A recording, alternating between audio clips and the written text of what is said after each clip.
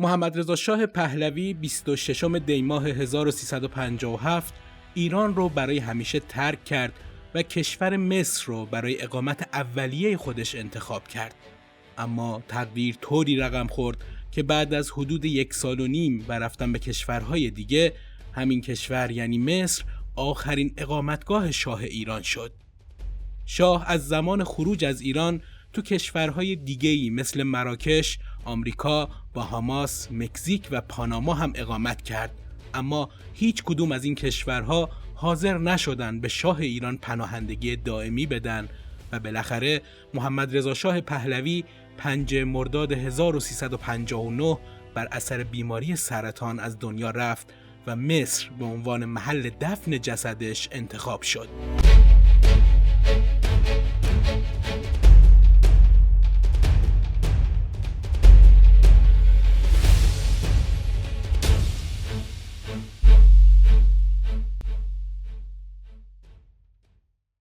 تو این ویدیو به این سوال جواب میدیم که چرا محمد رضا شاه پهلوی بعد از خروج از ایران کشور مصر رو برای اقامتش انتخاب کرد. من محمد ناظمی هستم و قاب تاریخ رو براتون اجرا میکنم. بعد از پیروزی انقلاب اسلامی ایران، خیلی از مسئولان و مقامات رد بالای حکومت پهلوی از ایران خارج شدند و هر کدوم کشوری رو به عنوان محل اقامت یا پناهندگیشون انتخاب کردند. مهمترین کشورهایی که برای اقامت انتخاب شدن ایالات متحده آمریکا و بقیه کشورهای غربی مثل کانادا و انگلیس و فرانسه و این قبیل کشورها بودند. اما سرنوشت مهمترین مقام رسمی حکومت پهلوی یعنی محمد رضا شاه پهلوی جور دیگه‌ای رقم خورد و اون تهران رو به مقصد مصر ترک کرد و بالاخره همون کشور آخرین اقامتگاه شاه ایران شد. عوامل و زمینه‌های مختلفی رو میشه به عنوان دلایل اقامت اولیه محمد رضا شاه پهلوی و نهایتاً تعیین اون کشور به عنوان محل دفنش در نظر گرفت. شاید اولین مورد رویگردانی کشورهای دیگه از پذیرش محمد رضا شاه بود. شاه که به مصر رفته بود میخواست از اونجا به کشور دیگه‌ای مثل ایالات متحده آمریکا بره، اما به گفته احمد علی مسعود انصاری مقامات آمریکایی روی خوشی به این سفر نشون ندادن. غیر از آمریکا واکنش مراکش هم همینطور بود و پادشاه این کشور به محمد رضا شاه پهلوی که یه مدتی تو این کشور اقامت داشت گفت که کنفرانس اسلامی در پیشه و شما باید برید.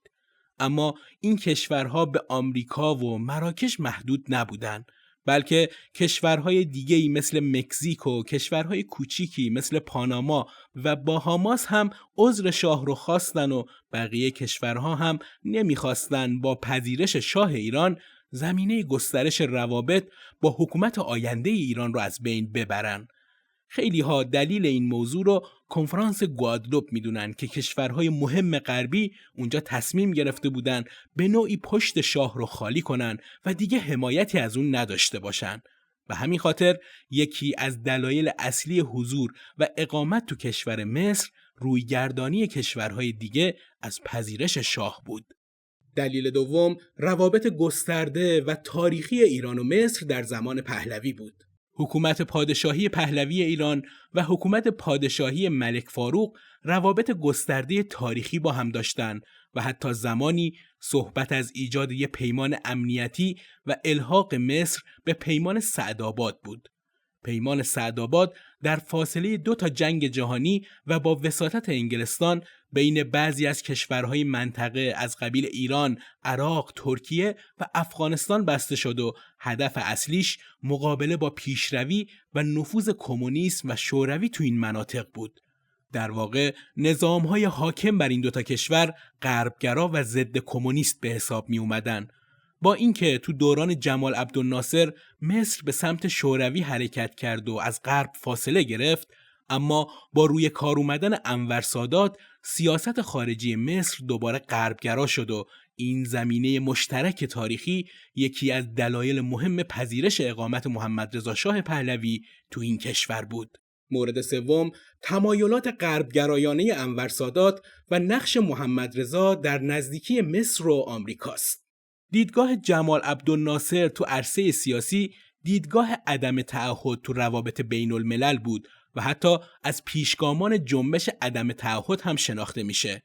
با این حال روابط مصر و بلوک کمونیستی به رهبری شوروی زمان ناصر زیاد بود، طوری که تو این دوران شاهد حضور مستشارای نظامی و کارشناسای اقتصادی شوروی تو مصر هستیم. اما با حضور انور سادات تو رأس هرم سیاسی مصر، این کشور به سمت بلوک غرب و آمریکا متمایل شد. عامل متصل کننده مصر به بلوک غرب و میانجی زیاد شدن تعاملات مصر و آمریکا محمد رضا شاه پهلوی بود. همین مسئله باعث نزدیکی خاندان سلطنتی ایران و حکومت پهلوی به خانواده سادات و نظام سیاسی مصر شد. این روابط صمیمی و گسترده یکی دیگه از دلایلی بود که باعث شد مصر به عنوان اولین مقصد شاه ایران انتخاب بشه. دلیل چهارم سفر شاه به مصر تاریخچه روابط خانوادگی پهلوی‌ها و خاندان سلطنتی سابق مصر بود. اولین همسر محمد رضا شاه پهلوی دختری از خاندان سلطنتی سابق مصر به نام فوزیه بود. با اینکه این ازدواج آینده‌ای نداشت و بعد از یک مدت کوتاهی به طلاق منجر شد، این مسئله یعنی تاریخچه کوتاه وصلت پهلوی‌ها با خاندان سابق سلطنتی مصر باعث احساس نزدیکی محمد رضا شاه پهلوی به این کشور و حکام و زمامدارای اون شد. پس با یه مقدار تسامح میشه یکی دیگه از دلایل انتخاب مصر به عنوان اولین محل اقامت شاه رو این تاریخچه و وصلت ناکام محمد رضا شاه پهلوی با خواهر شاه سابق مصر دونست. پنجمین دلیلی که میشه بهش اشاره کرد جریان‌های اسلامگرا تو مصر و ترس از انقلاب اسلامی بود. یکی از کشورهای مسلمانی که همیشه حکومت‌های مستقر از دست جریان‌ها و نهضت‌های اسلامی خواب خوش نداشتن، کشور مصر بود. از اوایل قرن 20 تو این کشور یه جریان اسلامی سیاسی با عنوان اخوان المسلمین شکل گرفت که به کشورهای عربی دیگه هم سرایت کرد. پیروزی انقلاب اسلامی تو ایران هم با افزایش قدرت و نفوذ جریان‌های اسلامی تو مصر همزمان بود و این مسئله باعث شده بود حکومت مصر یه جورایی این واهمه رو داشته باشه که انقلاب اسلامی ایران به این کشور سرایت کنه. از طرف دیگه هم از همون اوایل پیروزی انقلاب اسلامی بحث صدور انقلاب به بقیه کشورهای اسلامی وجود داشت و روزی نبود که یکی از مسئولین جمهوری اسلامی از این رسالت حرف نزنه و همین مسئله باعث شده بود حکام و زمامدارای اقتدارگرای کشورهای مسلمان از جمله مصر حواسشون بیشتر به ایران باشه. پس حکام کشور مصر با استقبال از شاه ایران به نوعی مخالفتشون رو با انقلاب اسلامی ایران نشون دادن. نظر انور سادات نسبت به جمهوری اسلامی رو شاید بشه به عنوان نمونه تو این جملات متوجه شد. سادات گفته: خمینی ایرانی را در دست گرفت که روزانه 6.5 میلیون بشکه نفت تولید می کند. ثروت‌های بیشماری دارد و روزانه 250 میلیون دلار درآمد نفتی به خزانه این کشور وارد می شود. با این همه پس از 2 سال از حکومت خمینی غذایی برای خوردن در ایران وجود ندارد و آنها ناچارند مواد خوراکی مورد نیاز را از خارج و اسرائیل وارد کنند. ایرانی‌ها با کارت سهمیه بنزین دریافت می‌کنند. مورد ششم، سیاست‌های آمریکا در قبال حکومت شاه و نظام جدید برقرار شده تو ایران بود. از یه نظر با وقوع انقلاب اسلامی تو ایران، آمریکا یکی از مهمترین متحدانش رو تو منطقه استراتژیک و ژئوپلیتیک خاورمیانه از دست داد. درون هیئت حاکمه آمریکا هم در مورد نحوه مقابله با این مسئله اختلاف نظر جدی وجود داشت و اونها در این زمینه سردرگم بودن و یه جورایی سررشته تصمیمات درست از دست کارتر در رفته بود.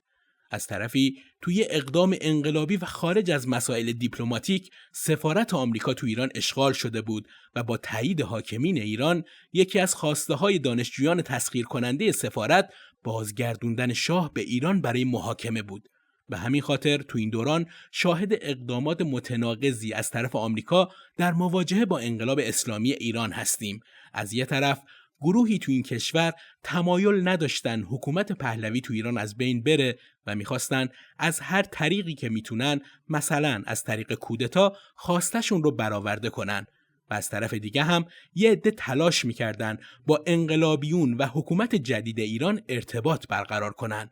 به همین خاطر یکی از سیاست‌های آمریکا تو این زمان کمک به استقرار شاه توی کشور دوست و متحد بود.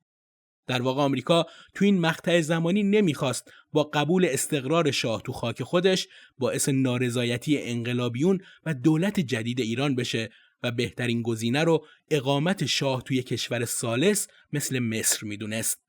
با اینکه بعد از این زمان محمد رضا شاه برای مداوای بیماری سرطانش مدتی تو آمریکا اقامت کرد، همین اقامت چند ماهه شاه باعث افزایش نفرت انقلابیون ایران از آمریکا شد.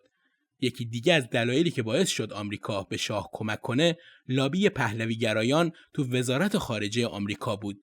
ویلیام شوکراس هم تو کتاب آخرین سفر شاه به این موضوع و کمک آمریکایی‌ها به اقامت شاه تو مصر اشاره کرده.